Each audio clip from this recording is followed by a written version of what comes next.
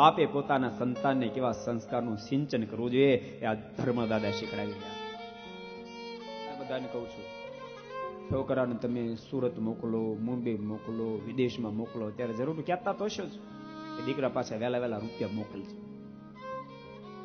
ખેડૂત લોકો તો હિસાબ બે એટલે ફોન ઉપર ફોન મળે કરવા, હવે કીધી મોકલશો, અનાજ લેવાનું છે, ખાતર લેવાનું છે. આવા ફોન તો 10, 20, 25, 50 કર્યા જ છે. બાપ ક્યારેક એવો ફોન કરજો, જોજે બેટા, તું સુરત, મુંબઈ કે અમદાવાદ કે વિદેશમાં ગયો છો, આપણા સંસ્કાર નહીં ભૂલી જાતો. હું કોણ છું એ વાતને જિંદગીમાં કોઈ દી પૂછશો નહીં.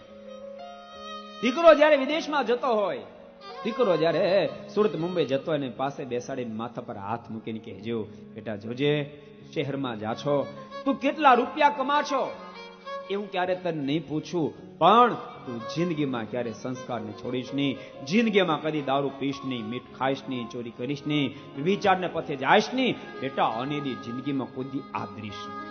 છોકરાઓને કહેજો. અને ભક્તો હું એવું માનું છું, લોકો એમ માને છે ખોટું કર્યા છે, રૂપિયા વાળું ન થવાય. કદાચ રૂપિયા વાળા થાશો પણ તમને શાંતિ નહીં લેવા દે. ખોટું કે રૂપિયા વાળા થાશો તમને શાંતિ નહીં લેવા દે. પરમ શાંતિ જોતી હોય ને, યાદ રાખજો, નીતિથી આગળ વધજો, માથા પછાડીને મહેનત કરો અને ઠાકોરજી ઉપર ભરોસો રાખો. નહીં પ્રાર્થમાં હોય તો ઠાકોરજી ખબર ફાડ કે દેતા હૈ.